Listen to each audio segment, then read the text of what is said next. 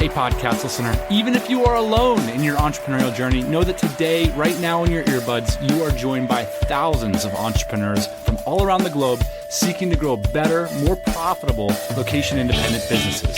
If you'd like to learn more about what we do and download our entire back catalog, check out tropicalmba.com.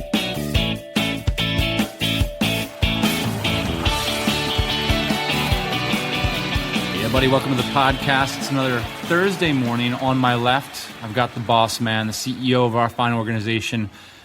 Look fresh on the jet lag, buddy, it looks like. Just into town. I've been up for 1 hour now we're recording this podcast. I went to sleep for 3. I hope we can energize you, man, because we got a really exciting topic today. And on my right, we got Pixel Pusher, Kaiser Soze. It's Jon Myers. A regular guest on the Tropical MBA podcast. Why not? I guess so. I'm happy to be here. Yeah. This is a great topic. We're gearing up for Bangkok, the event. It's looking to be like, it's got everything but a bouncing castle, man. I mean, it's like a whole week of festivities going down. Yeah, it's awesome to see in the DC. It's just like event after event after event lined up around Bangkok. You're an East Coast kids, right? Did you guys have fairs when you were growing up? Like you go to the fair for the week? Like yes. You looked forward to it all? This is like my fair. It's geek spring break. Yeah. In the fall. So. We're going to grease up some geeks and chase around the hotel. Is that what's going on? There we are. You're first, buddy. All right. So today we're going to talk about the rise of the mobile agent, 10 predictions for 2014. A couple weeks ago, I said, let's talk about what we see happening. We do this a lot when we're sitting around having dinner or whatnot. What do we see coming down the pike for the location independent movement? So let's just get started. Number one, John, this is one that you put forward. You said a distributed team of location-independent entrepreneurs will create $1 billion business. Yeah, I think the nature of the promise of the 4-hour work week is changing. So we talked about this before, where the idea of a muse business, was something you focus on to sustain the lifestyle. And we're sort of ramping into another phase that I see, and that will be a large, scalable startup that's built by a location-independent professional with a distributed team. So the prediction is office real estate prices are just going to plummet. Is everybody going to start moving to distributed teams? Or do offices even make sense now that we've got HipChat and Skype and GroupMe? And what's the story? And are we going to have our California office in 3 years? There's still location-dependent jobs, and I think that's cool. But yeah, I mean, now that we can speak through all these new different pieces of software, I mean, it's pretty amazing. I do think that there will be more of an element of meetups, though. So we're flying some of our team in for Monday. We're going to have a meetup for our team in Bangkok. So I do see that probably happening more and more, because I do think that people still need the physical connection. I think that that's absolutely important. It's really still hard to calibrate over some of these tools. We talked about meetups replacing offices. In fact, one of the things we thought about doing was employing our Philippines seminar format. Remember when we took entrepreneurs for 2 weeks? Kind of at the end of that project, we thought we should be doing this with our team. We should bring our team in for 2 weeks and do an intensive training. Yeah, so you spend the money that you would have spent on an office and you spend it on training in some kind of cool location. And then you gain it back on optimizations because you're globally optimizing your workforce. So, you hire people not where you're getting arbitrage opportunities, but where you're getting optimization opportunities. So I want the best designer in the world. Where is that person? Rather than someone who's within 50 kms or willing to move within 50 kms of my office. Right, and the best designer in the world might not be in your neighborhood. Sure. So to be able to leverage that talent from anywhere is going to be super crucial. All right, the next prediction's right on the back of this stuff, which is the rise of distributed teams. And this is related with something I want to talk about, which is the fall in preeminence.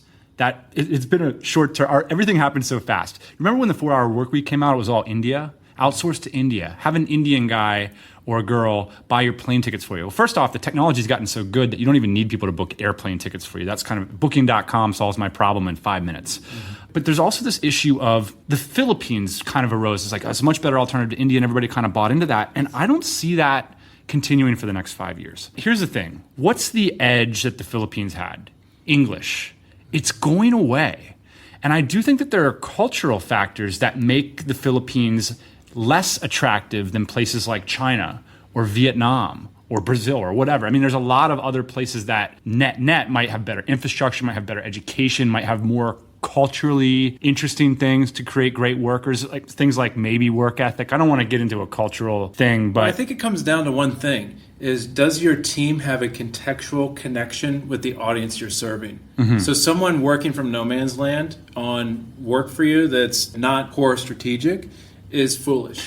it's interesting because there is this line about the Philippines, which is that they're really westernized. In some ways they are, but in some ways they aren't. Like Saigon is a much more, quote, westernized city by any stretch of the imagination than Manila. Does that make sense? Like even though, yes, Manila is kind of in some ways more westernized, but there's a lot more Western stuff here in terms of design, in terms of culture. There's just a lot more here. Well, so someone who grows up in this situation is going to be able to design better for that. I just think it's an interesting thing that's happening. I would just want to clarify, like 4 years ago, you would have said, I want to hire a marketing assistant.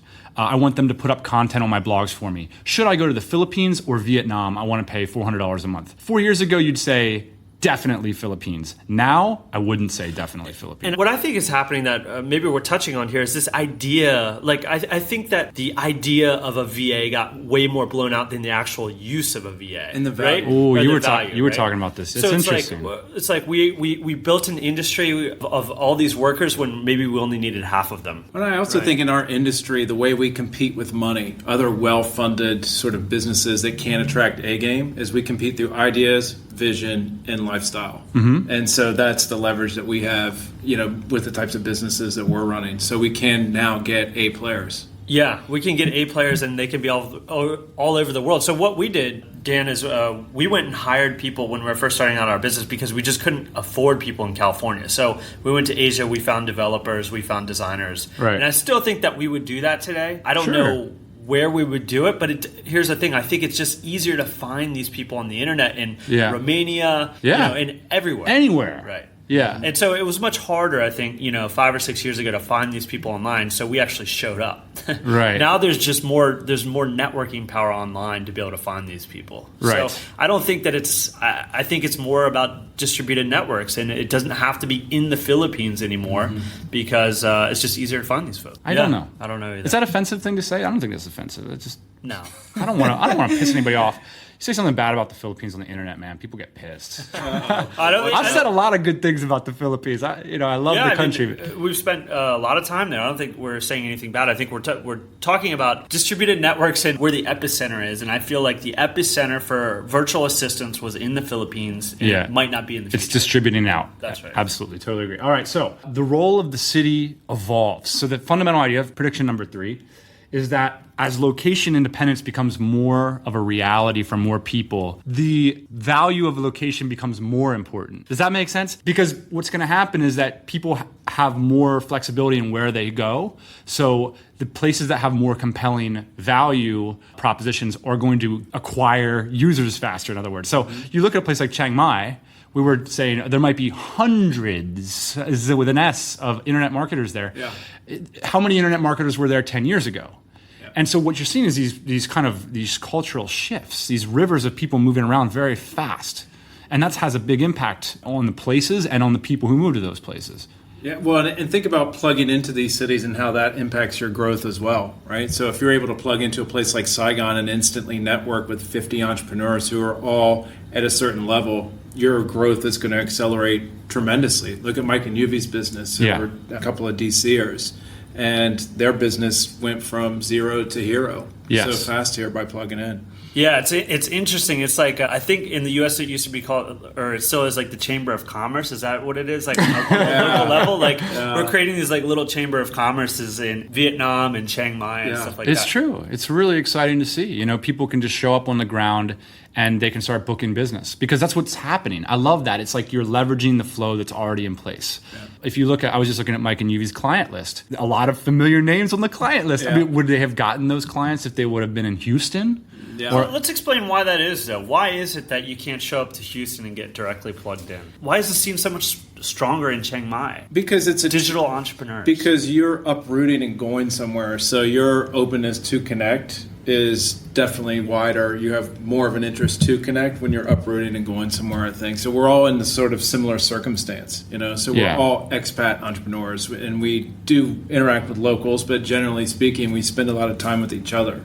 And so I think that impacts your ability to attract business in a positive way. Yeah, it's an exposed piece of flesh. It's legible, man. You can just see it right away. John, you tweeted an article the other day. This is a little off topic, but I think it's enough on topic about New York and the creative talent leaving New York. Yeah, so it was by David Byrne, one of the talking heads, and he was talking about how if the 1% make it difficult for creatives in New York, then he's out of there.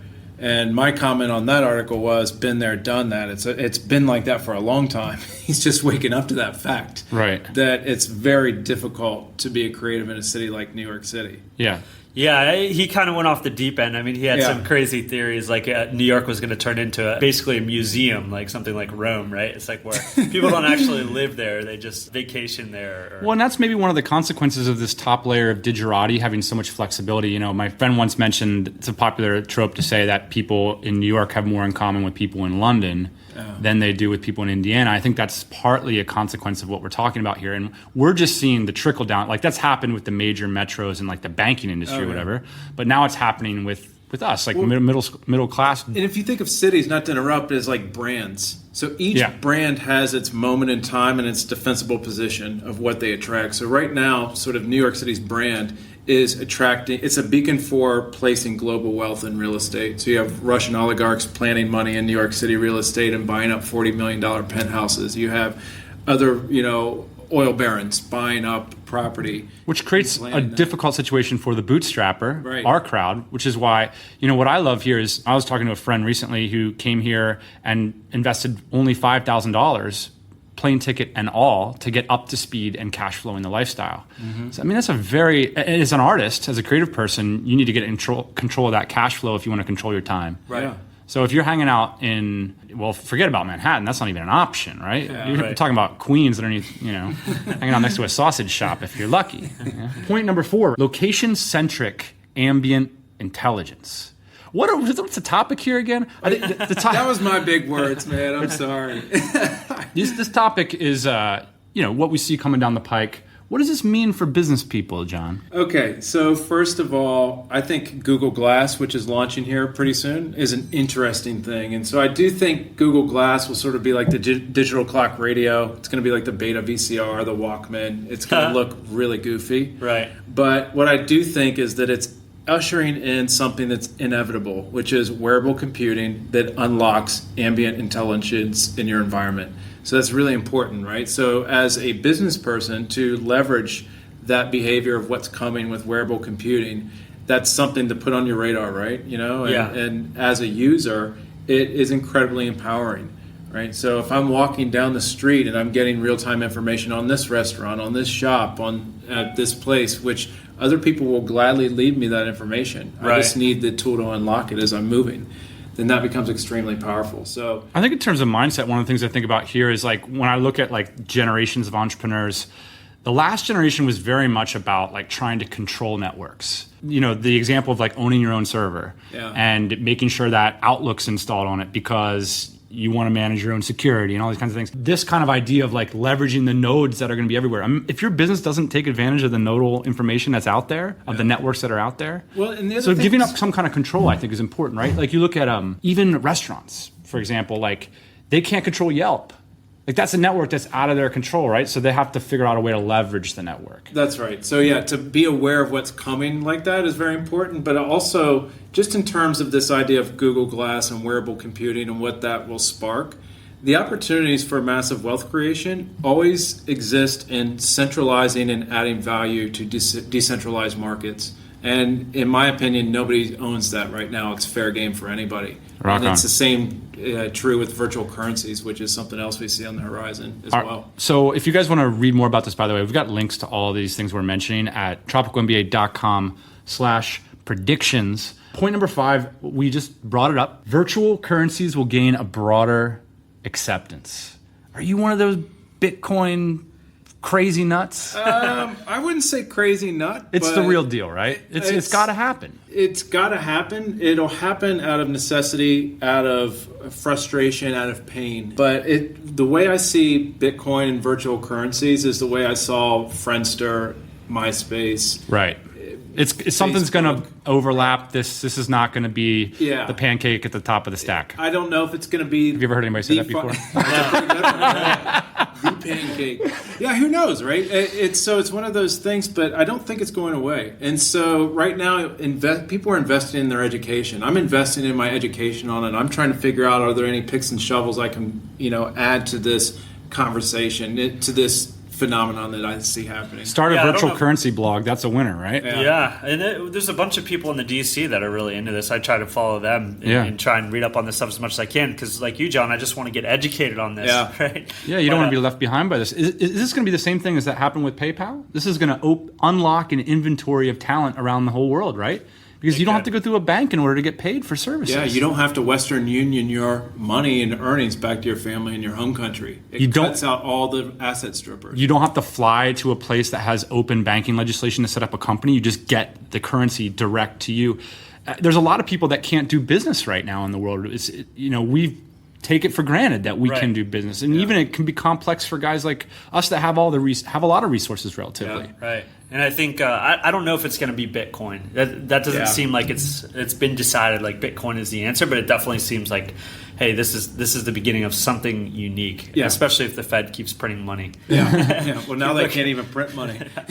Number 6, crowdfunding, microlending, and easy money. So the theme of this, there's a theme emerging, which is the mobile agent. It's the rise of the individual. It's this idea that everybody's an entrepreneur, right? Yeah. And you're seeing this, like the former paradigm was corporations or organizations, startups that require venture angels or they require some kind of financial institution. Now you're seeing the self-organizing, leveraging platforms like crowdfunding, like virtual currencies, potentially in the future, that you can develop a compelling idea and get the money funded right away. Yeah. It's amazing, man. So Jimmy and Doug Manal. Let's take a look at that. Gosh, over $200,000 they raised. How about the applause effect for that fabulous work there? It's incredible. And they're not... A lot of people are doing this. Yes. A lot of people are leveraging these networks to get their businesses off the ground. And I think it's amazing. And I also think that this is going to happen a lot in the future. People are going to fund their companies off their friends and off their networks. And cash is the ultimate validator. So if you launch a Kickstarter campaign, you launch a crowdfunding campaign, and nobody is buying into it, you've validated your idea. Yeah, Adi said cash is the only validation. Remember how it used to work? You just have to get into this special organization, and they were special. They're called Kleiner Perkins, and they're special because they've got the limited relationships with the other people who did the special organizations and who had the resources to get that level of capital. I mean, $200,000 is nothing to sniff at. That's a big chunk of money. Who's got $200,000 laying around? Well, that's not a question we need to answer anymore because everybody's got $20. Yeah, right. That's the interesting thing. I think one of the things you'll see with crowdfunding, I'm actually advising a startup now that's focused on being the Alibaba meets Kickstarter of hardware. So they're focused just on that problem of how do you crowdfund the development of hardware. And one of the things that's cool is they're plugging in experts to help you actually refine your prototype, to have something really polished. And they are connected to the entire supply chain. So it's going to be, you'll start to see all these little niche crowdfunding sites pop up to tackle really tough problems. We're not even going to talk about MakerBots and all that stuff, but of course, craziness. We could go on forever about this stuff. Yeah. Number 7, the increased importance of having a personal blog. Having some kind of depot centralized on the internet is related to this rise of mobile agents thing. You absolutely have to have a place that says what you do, who you do it to, and how much it costs, and an opportunity for someone to send you that virtual currency. It just amazes me. And I want to add something else here strategically, and I want to call it the 1 hour rule, is that for anybody to do some kind of significant business with you, they need to have interacted with you for about an hour. Let's put it that way. And generally that happens on the telephone. Well, that's not that leveraged. So how about you give people a way to interact with you for 1 hour on that personal blog? If I want to do business with you, say give you $500, $1,000, I don't want to read a 250-word bio. Right. I want to dig in right from me, the guy who's about ready to send you $500. The other thing about that is if you're having trouble with this, think about the problems that your market has. Just flip on the mic on your laptop and talk through it. Today, my friend Josh gave me a great intro on Node.js. I was curious. Now, if you're going to hire a Node developer, don't you think you'd like to hear that developer talk for 15 minutes about that? You want to see how they think. So it's an opportunity to showcase your thinking. Yeah. How are you creatively solving problems? That's part of your personal platform, right? Is your approach to solving the problems that your audience are in pain or what they're in pain about. Right. So. Yeah, it's crazy. We're just a couple jerks making portable bars, and then we flipped on the microphones and started talking about our process. I mean, I think it's uncomfortable for people, right, to externalize their self. Right. It's like you at scale. Your Facebook account doesn't quite cut it for me. I want to see you at scale. I want to see the kinds of conversations that you have with your partners, in particular in enterprise. I want to see those conversations virtualized. Right. I want to be able to participate in them. And if we can make the prediction that 80% of the workforce or something ridiculous, I forget what Seth Godin said, becomes an entrepreneur, 10 years from now, I think that it's going to be really important that you're able to broadcast and express yourself. That's what Seth Godin was saying, is like, look, you got to be able to express yourself because in the future you're going to work for yourself. Mm-hmm. Number 8, speaking of which, we used to say on this program it takes 1,000 days to create a business that pays you as much as your corporate gig did. And by business, we mean something you can walk away from for a couple months. How about 500? I'm seeing this thing happen faster. Is their community getting more efficient? Are we helping each other out more? Am I drinking too much Kool-Aid? What's the story here? Is it getting easier to start a business? I think all of the above. I think so. Is it getting easier to start a business? It's definitely getting started. It's definitely getting easier, especially in our network, right? Because we've all started to identify opportunities for each other. Yeah. And I think that's powerful, and I think that there's other networks that are doing this too. Yeah, I think so. I think part of it is just the information is getting optimized as well. So the information that's at your fingertips now to actually execute and get started is incredible. I mean, when I first started doing this 15 years ago, I didn't have Google at my fingertips, and I didn't have this abundance of information. But now Google is your business plan. If you can't search for information, you're done. If you can, you'll figure it out and you'll get started faster. Google is your business plan. We write that down. But you think about simple things like the fact that this microphone is plugging into USB. There's no mixing board. If we wanted to take a video of this, we could do it on our telephone. I think there is an issue of the technology has reached a threshold where it's relatively easy to provide a lot of value as an individual to others. Even things like the WordPress platform is, I think, really critical for what we're doing as well. It's an incredible time to be a creator. Number 9, the continued disintegration of borders and the increased importance of things like globalized bank accounts and incorporations and passports and stuff. I mean, it's just amazing that passports didn't exist 100 years ago. Singapore was a meadow 30 years ago. And we just seem to think that this stuff's sort of baked already. And why isn't there countries going to do things like Chile and Singapore is doing more radically and say, hey, you can just become a citizen. If you have a business, you can become a citizen. Why isn't that going to happen? I think it will happen. I think there's such a competition for global talent that cities are recognizing that, countries are recognizing that, and it just so happens that countries like Singapore are smaller, more nimble, and so that actually is a competitive advantage for attracting a certain class of people, and I think you'll see it as well. I think there's going to be fierce competition. I think something radical is going to happen in the next 50 years. You get that sparkle in your eye, buddy. Yeah, I mean, it's just crazy the way that we're able to move around, and it's still, country to country, it's still kind of difficult. Like if you look at kind of the visa situation that we have going on in Asia, I think that's probably going to disappear. I mean, I showed up today in Saigon Airport, it's like you got the one window with the 3 guys, and it's just like, no, it's like 5 years from now, it's like maybe you're going to scan something and just walk right through. I'm a citizen of the world kind of thing. Yeah. I don't know what's going to happen, but it's going to be easier to move around. And I think that a lot of these visa rules that some of these countries have, I think they're going to get rid of them when they start to realize that, hey, we're here building teams, we're here spending money. And I think that they're going to start to value that. Yeah, maybe there'll be a Klout score for your global citizens, as a global citizen, your Klout score. I think this Klout score thing is not an insignificant trend. I think that understanding, Ian and I have been talking a lot about CRM and how now it matters a lot what your customer's public profile is. And that could be driven by data.